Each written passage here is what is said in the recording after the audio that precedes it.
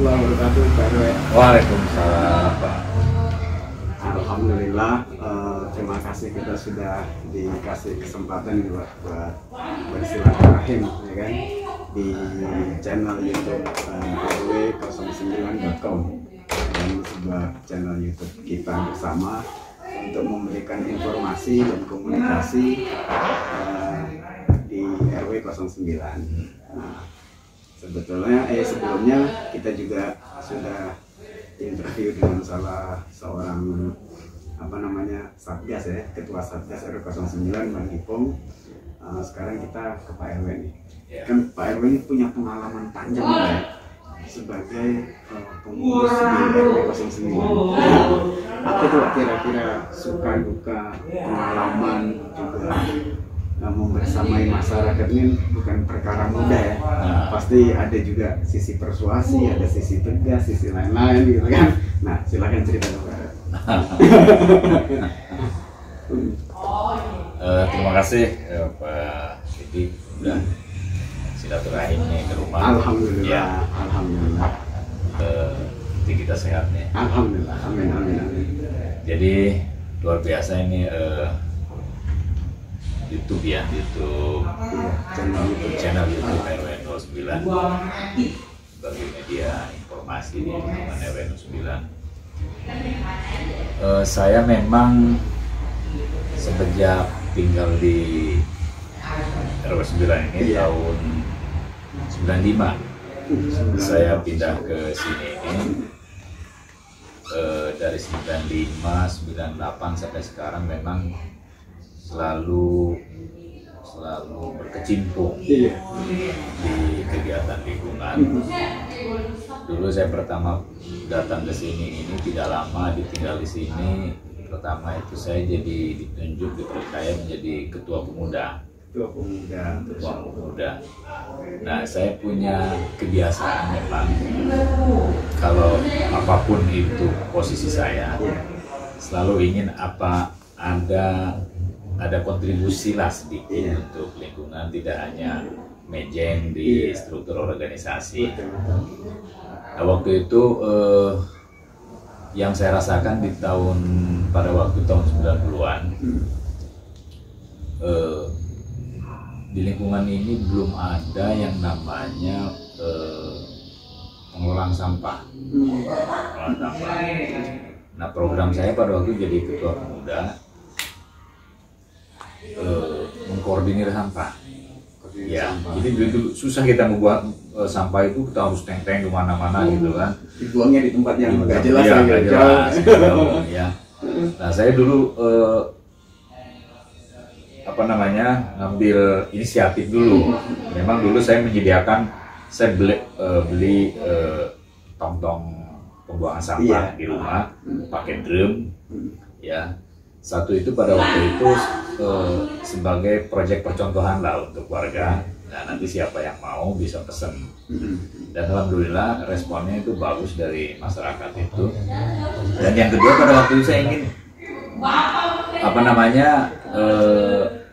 menggali pemuda nih, karena ternyata dari sampah itu ya yang angkut, ya yang buang, ya itu ada semacam lapangan kerja lah, ya.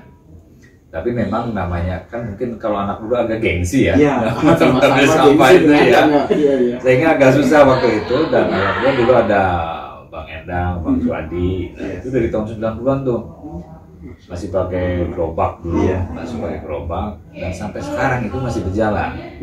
Sampah itu malah udah hampir seluruh rumah itu bisa diambil sampahnya dan dibuang. Kebetulan ada tanah Bang Dasuki, ya, beliau bersedia dijadikan tempat pembuangan sampah. Nah, itu waktu saya jadi pemuda, seksi pemuda, selain banyak event-event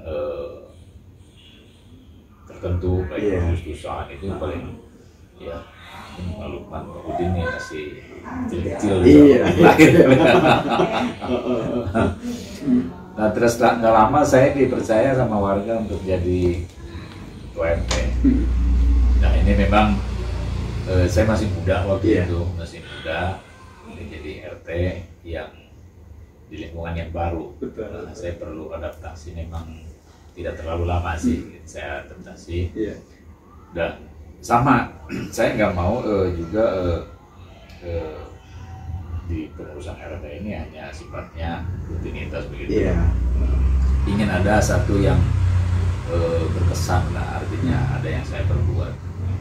Nah, pada waktu salah satu yang menjadi pekerjaan saya itu dulu, karena dari jalan Pipagas Pertamina sampai ke sini itu kan masih becek itu jalan itu, masih tanah. Iya. Karena kesulitan mau dibangun juga itu tanah Pertamina, nggak bisa. Ya, di Pemda juga nggak berani.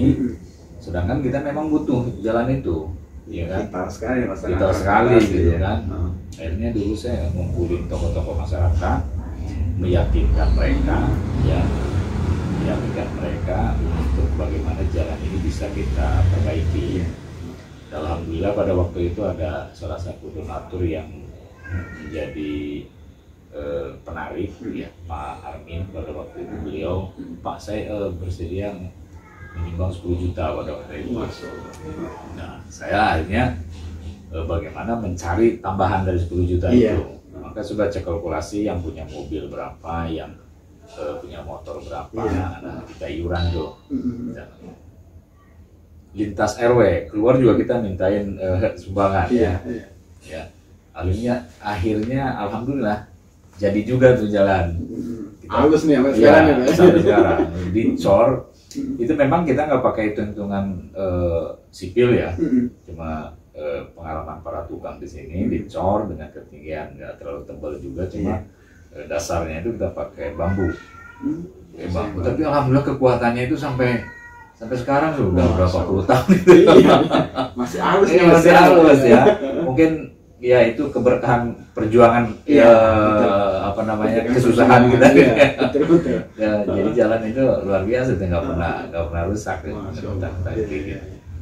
Ya itu pengalaman saya. Memang dimanapun kesulitannya itu kita bagaimana meyakinkan orang, ya apalagi yang sifatnya sosial.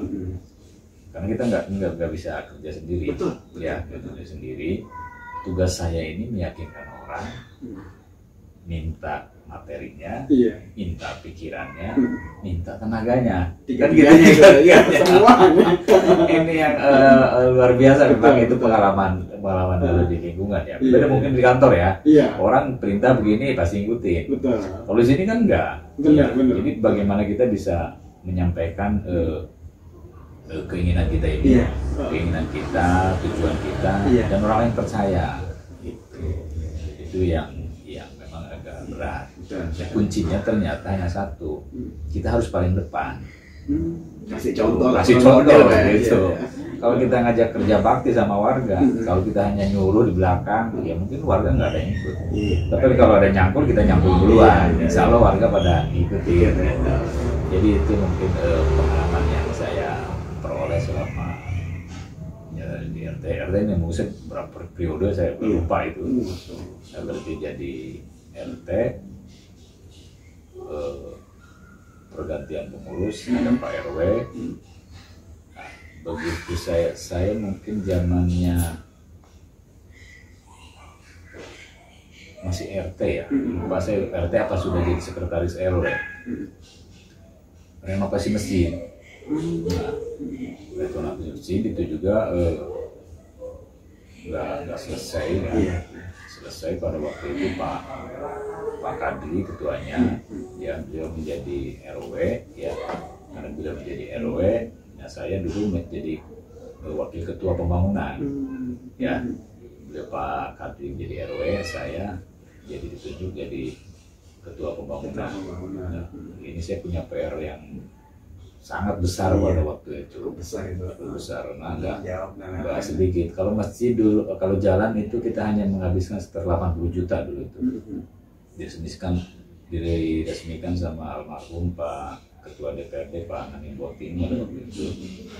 Nah kalau masjid ini memang ini juga tantangannya banyak.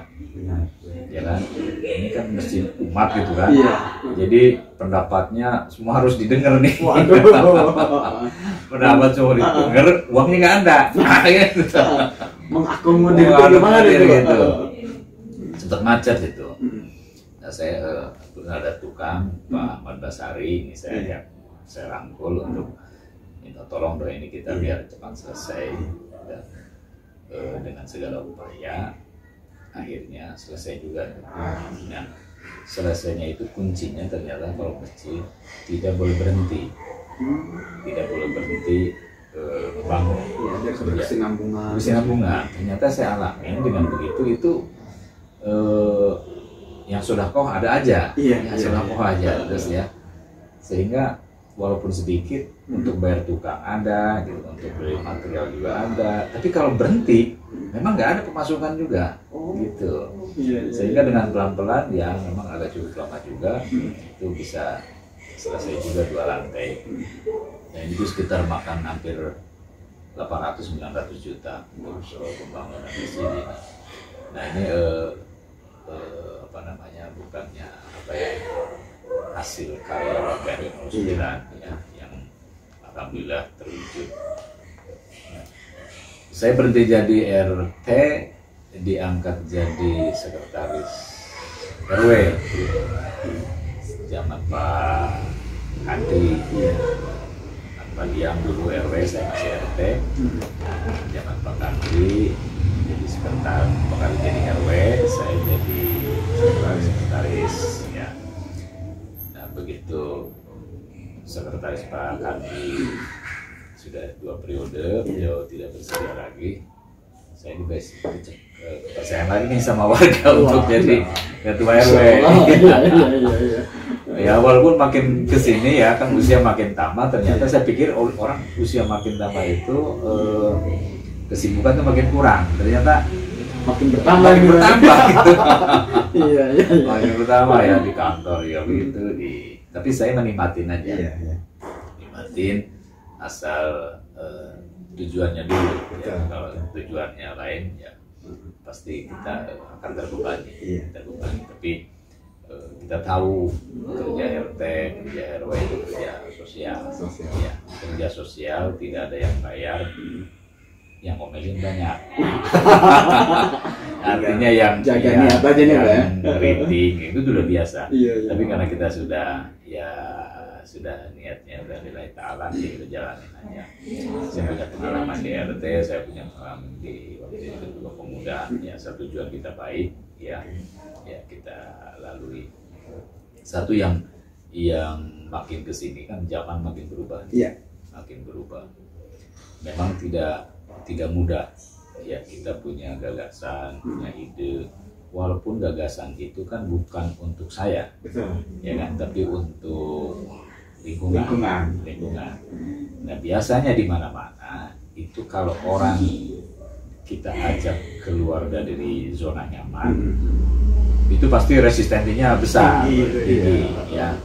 Karena mereka sudah terbiasa dengan pola rutinitas yang biasa, udah gini-gini aja udah bisa, udah enak gitu. Nah padahal kan zaman ini berubah terus. Nah kalau kita nggak ikut di perubahan itu, maka kita akan kegiles sama perubahan itu. Kenapa? Nanti diterusin lagi ya. Ini segmen 1 kita akhiri dulu. Catch 'em all.